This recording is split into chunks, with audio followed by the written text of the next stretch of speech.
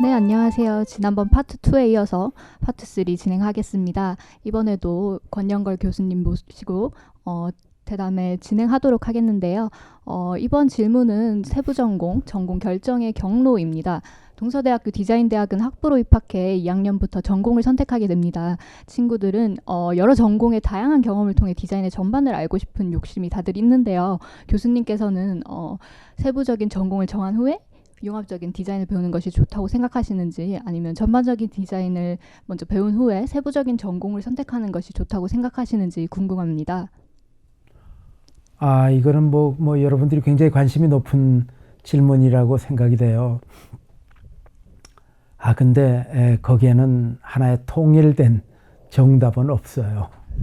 이 답은 학생의 성향에 따라서도 다르고, 또 학생이 세워놓은 이 라이프 골, 그 인생의 목표하고에 따라서도 또 답이 달라지고, 또 학생이 졸업 후에 희망하는 이 직업이 어떤 것인지에 따라서도 이거는 경로 설계가 달라집니다. 그 옛날에 민주화 시대 이전에 있었던 국민교육헌장이라는 게 있었어요. 내가 볼 때 이거 굉장한 명문이라고 생각이 되는데, 거기 보면은 이 앞부분에 타고난 저마다의 소질을 개발하고 이런 말이 나와요. 이건 사실은 교육의 최고 지향점입니다. 그러니까 이제까지 이 모든 학교가 1등부터 꼴찌까지 이렇게 줄을 세웠는데, 타고난 저마다의 소질을 개발하면은 모두가 성공하는 뭐 그러한 교육이 되겠죠. 그리고 우리는 아인슈타인만 천재라고 알고 있는데, 모두가 영재입니다. 꼴찌하는 아이도 잘하는 타고난 저마다의 소질이 있어요. 그것만 찾아내서 끄집어내서 발육시키면은 이 영재가 됩니다, 이 사람이. 그래서 이게 굉장히 중요한데, 소질만 알아내면은 누구나 성공합니다. 이게 이 전공을 정하는 게 여러분들에게는 초미의 관심사일 텐데, 입학 후에 1년 만에 자신의 자질, 성향, 적성을 확실히 알아내는 사람도 있죠. 그리고 또 몇 년이 지나도 난 모르겠다라고 그러는 사람도 있습니다. 또 성급하게 결심이 너무 빨랐던 거지, 성급하게 전공을 결정해 놓고 나중에 다른 게 더 적성에 맞다 이렇게 또 변경하는 학생도 있어요. 그리고 뭐 흘러보낸 세월을 또 아까워하고 뭐 그러는 학생도 있고 그래요. 근데 현재의 전공은, 과거에는 훨씬 더 심했지만 현재 여러 전공이 있지만 이게 다 상호 배타적이잖아요. 그죠? 근데 이 시대의 바깥의 디자인 업은 심하게 융합되어 있어요, 사실은. 그렇죠?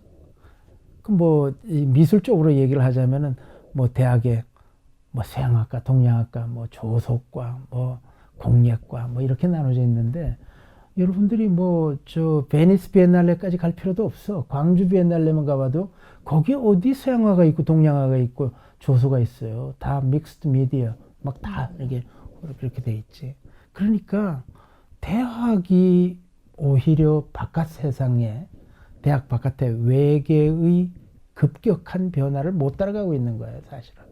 바깥은 완전히 융합되어 있었는데 대학은 이렇게 칸막이 교육을 하려고 그러는 게 문제죠. 직업이 달라지니까 직능은 그 직업에 맞는 자질과 능력인데 직능이 또 달라지죠. 그래서 기존의 어떤 교육 체제로서는 이 바깥 세상의 속도를 따라잡지를 못하고 있어요. 여러분들 그 유명한 세계적인 경제 포럼, 다보스 포럼이라는 거 알죠? 네. 다보스 포럼에서 이 발표를 한 게, 이 AI 시대로 오면서 750만 개의 직업이 사라져요. 이 소멸되는 게 750만 개고, 새로이 태어나는 신생 직업이 250만 개래요. 그러면은 500만 개는 하여튼 없어지는 거 아닙니까? 네. 현재보다. 그러니까 이게 큰일 났다.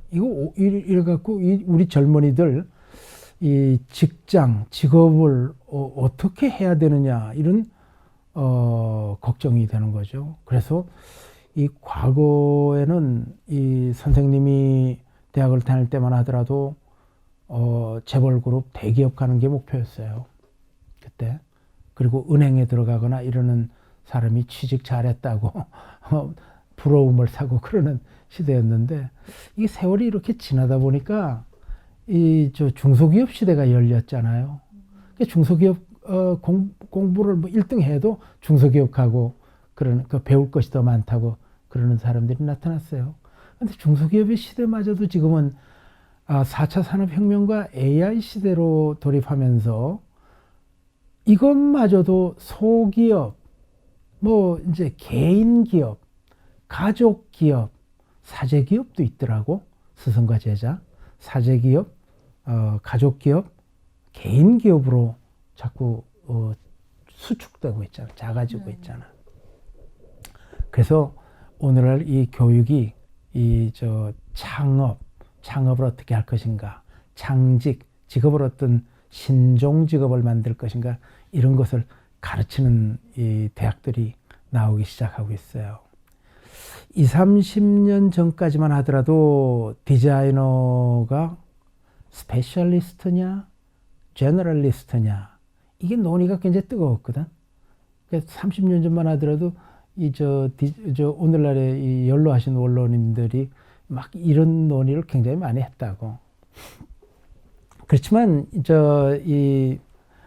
이제는 이런 얘기를 별로 안 해요. 스페셜리스트냐, 제너럴리스트냐. 디자인의 역할과 기능을 물을 때 이거를 제너럴리스트다, 이 스페셜리스트다라는 것을 이 구분을 못 합니다. 그 아마 의미가 없어요. 그럼 디자이너가 아까 세부 전공을 할 때 미리 세부 전공 정하고 융합 연구를 하는 것이 어떻겠습니까? 아니면은 미리 여러 가지를 경험한 다음에 전공을 찾으면 어떻겠습니까? 이거 두 가지를 물었죠, 나한테? 네. 근데 그거는 사람에 따라서는 전자를 추천하기도 하고 후자를 추천하기도 하는데 디자이너는 제너럴리스트이기도 하면서 스페셜리스트예요.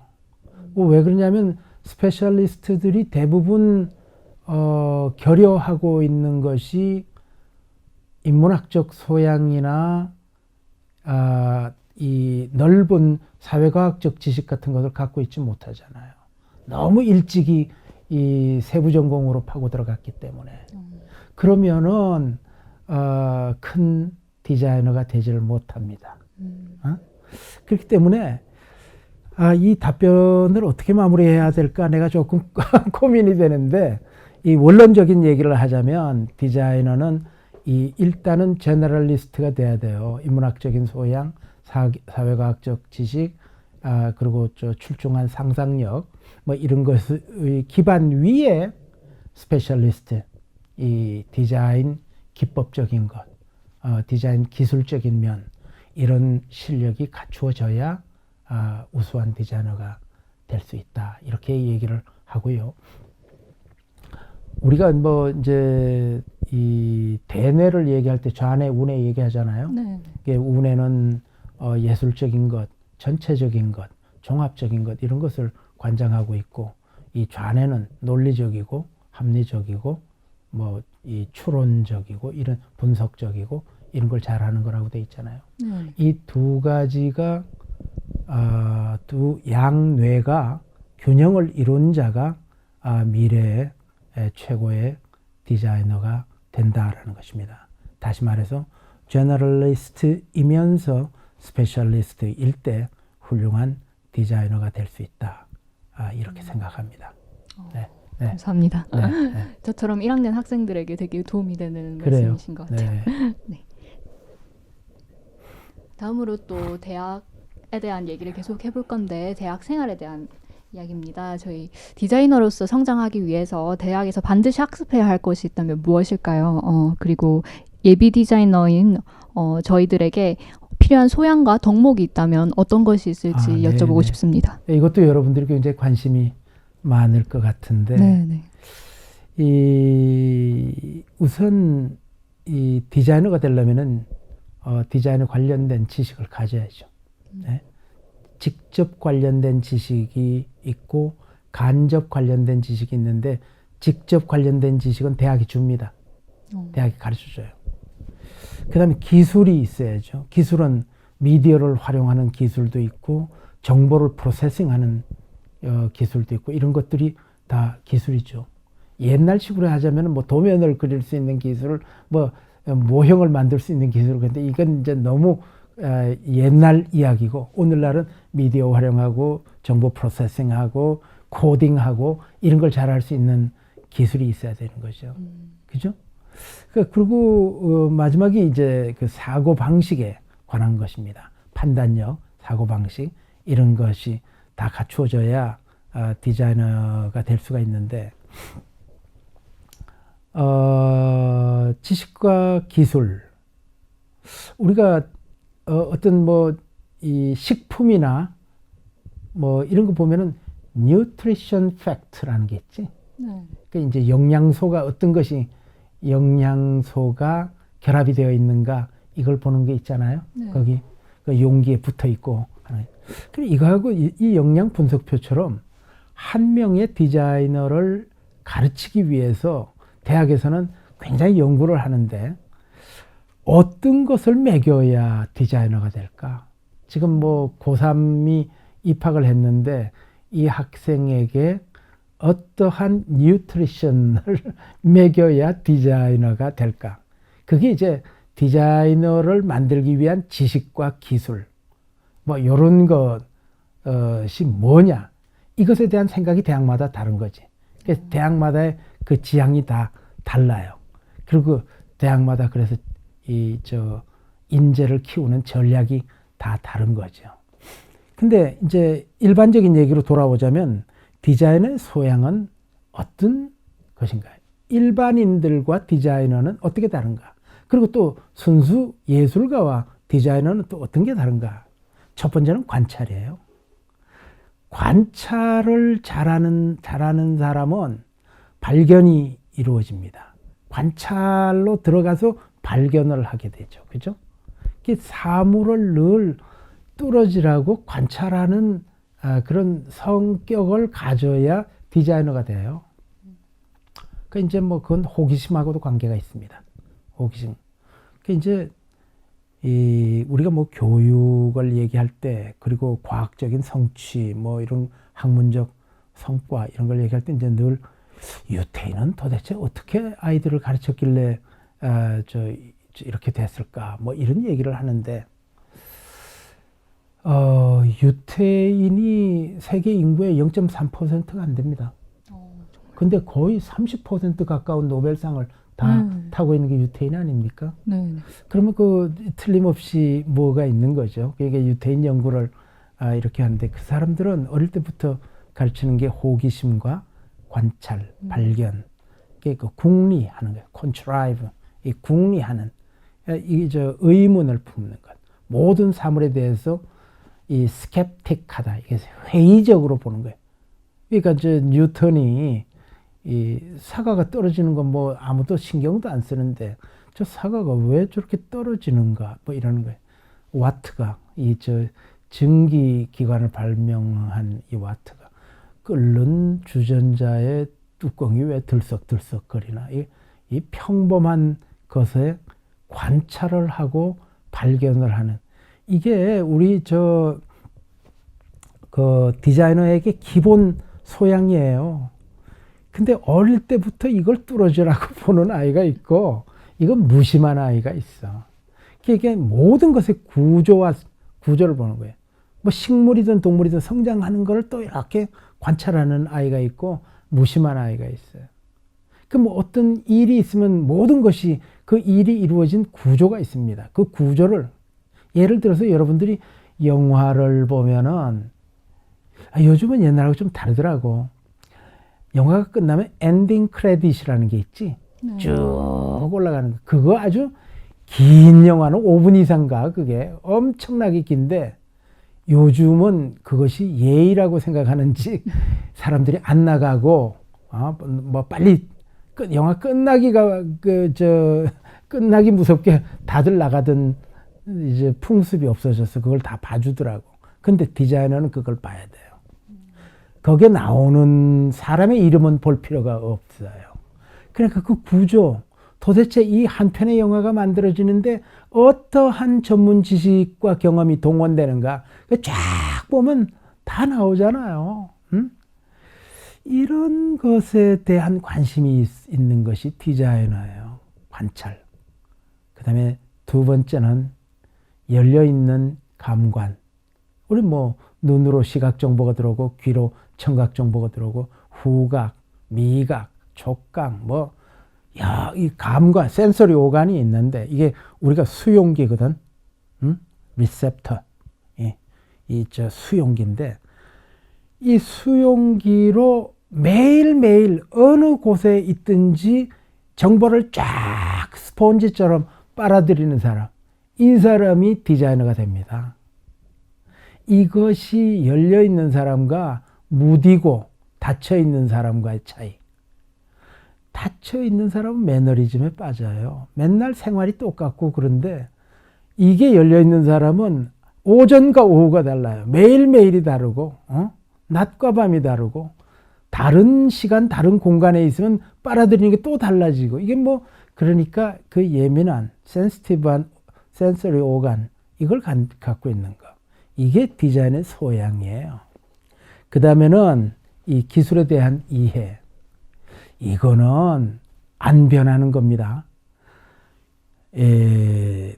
농업시대가 있다가 산업시대가 있다가 그 다음에 정보시대가 있다가 지금 이거 이렇게 쫙 변하고 있는데 기술에 대한 이해는 안 변합니다.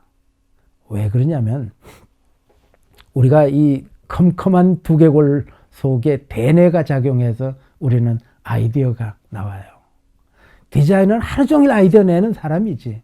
그런데 이 아이디어를 물질 형식으로 만들어내는 게 디자이너잖아. 펜을, 호미를, 낫을, 기차를, 자동차를, 안경을, 이 옷을 다 만들어내는 게 디자이너가 설계도를 그리고 그래서 생산에 넣어서 물질 형식으로 만들어내잖아. 요거는 기술이거든. 아이디어에서 끝나가지고는 디자이너가 안 되거든. 기술 이해 없으면 안 돼요. 그게 이제 레오나르도 다빈치 같은 사람이에요. 그건 어마어마한 사람이지, 그게. 동시대의 기술의 벡터. 이 동시대의 기술은 지금 막 격변을 이루고 있지 않습니까? 지금 이 시대가. 이 벡터, 힘, 속도, 방향을 감지하는 것. 이 기술이 도대체 어떻게 갈까?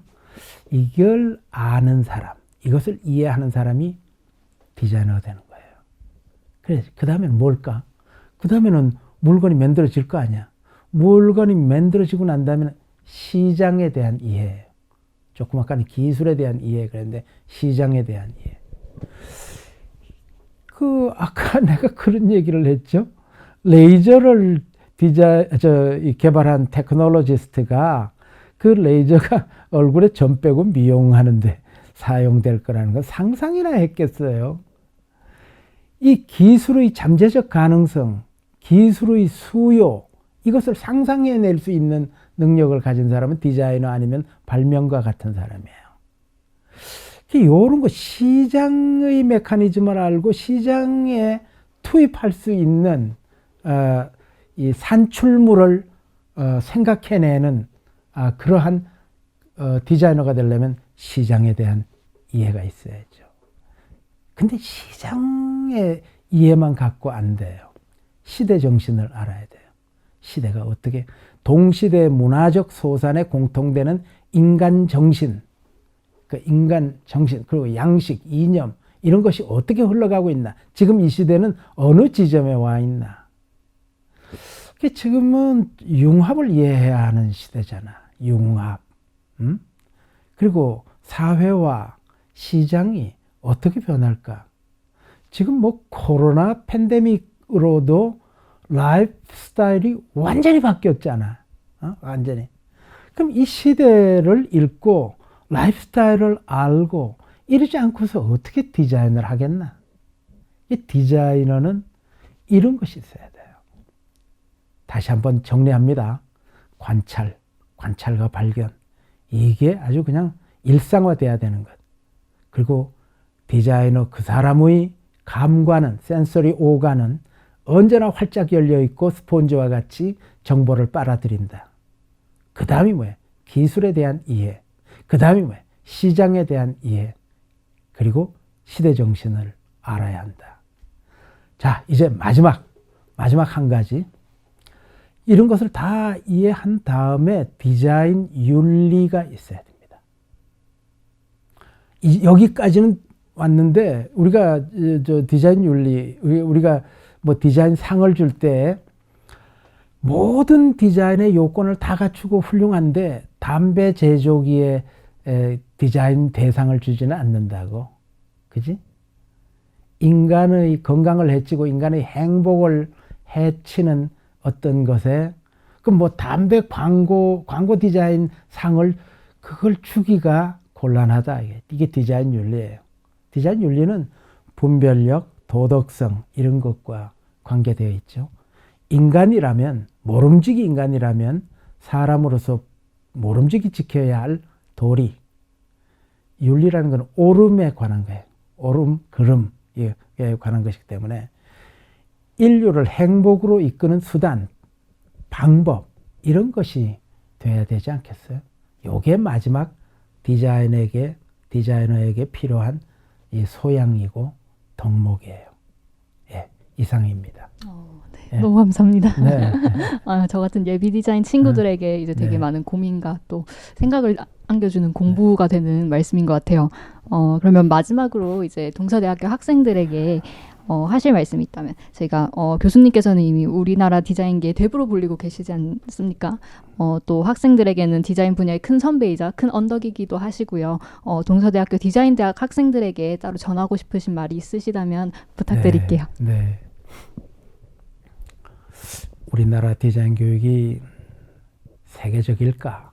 세계적인가? 뭐 이런 거는 좀 의문이 있습니다.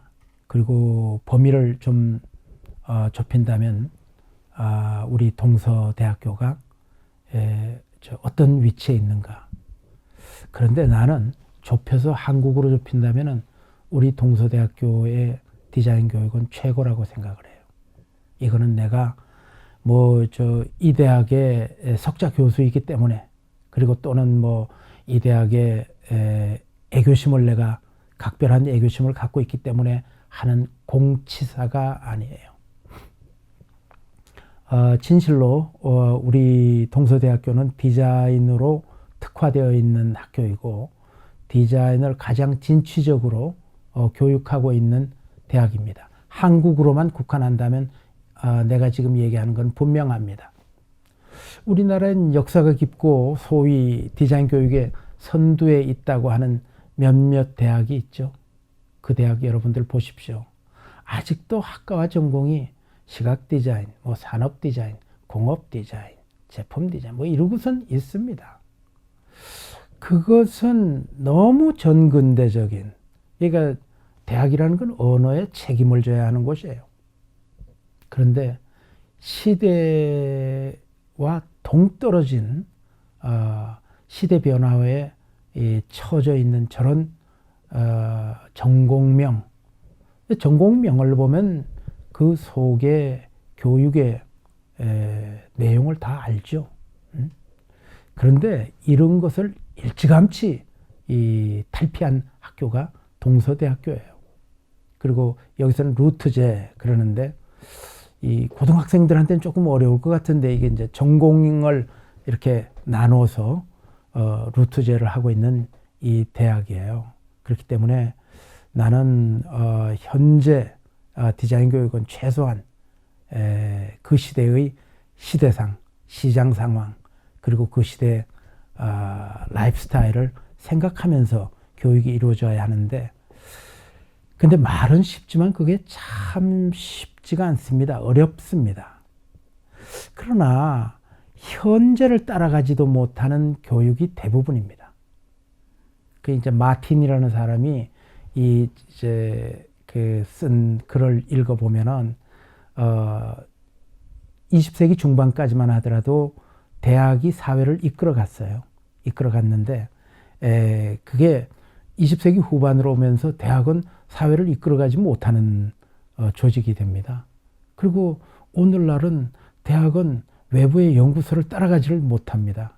전혀 리더가 아닌 거죠. 그런데 하여튼 한국을 국한해서 얘기하자면 디자인에서 가장 실험적이고 도전적인 학제를 가지고 하고 있는 것이 동서대학입니다. 대학의 본원적인 교육 목표, 여러분들은 빨리 이제 동서대학에서 디자인을 잘 배워가지고 빨리 취업도 하고 아니면 창업도 하고 또 유학도 가고 뭐 이런 계획들이 다 있을 텐데, 대학은 전문가를 키우는 곳이기는 한데 첫 번째 목표는, 이 본원적인 목표는 선량한 민주시민을 키우는 것이 대학의 목표입니다. 그러니까 교양인을, 민주시민으로서의 교양인을 만들어내는 게 첫 번째 목표이고요. 전문가를 만드는 건 그 다음 후차적인 목표입니다. 세상에 이 전문인에 대한 냉소가 있죠. 냉소가 있죠. 내가 얼마 전에 얘기를 들었는데, 이 동네 아주머니들이 이렇게 모여 있는데 어느 할머니가 이렇게 나타나시더니 그 할머니가 이 손주 며느리 칭찬을 하면서 우리 며느리 참 착하다고, 요즘 배운 사람 같지 않다고 그렇게 얘기했대요. 아니, 배우면은 더 착하고 더 좋아져야지, 배운 사람 같지 않다고 그러면 어떻게 되는 거야? 배우면은 악해진다는 거예요. 그러니까 이것도 참 대학이 한번 곰곰이 생각해 봐야 될 지점이고요. 이 전문가에 대한 냉소가 높은 것은 무식하다는 겁니다. 전문가는 자기 세분된 영역은 잘 하는데 무식하다는 거예요. 오늘날의 전문가는 그 일반적 소양이 굉장히 부족해요.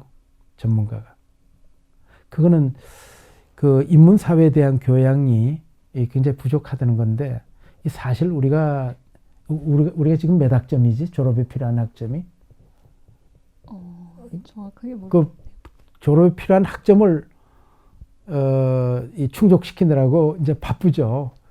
그래서 인문사회에 대한 교양은 계속 줄여왔습니다. 이 선생님이 옛날에 다니던 그 대학 때는 교양과정부가 있어서 교양이 굉장히 많았는데, 요즘은 굉장히 확 줄고 전문 지식을 쌓게 하는 데 주력을 하고 있는데, 여러분들 동서대학교 학생 여러분들에게 내가 권합니다. 대학은 모든 것을 가르쳐 주는 곳이 아닙니다.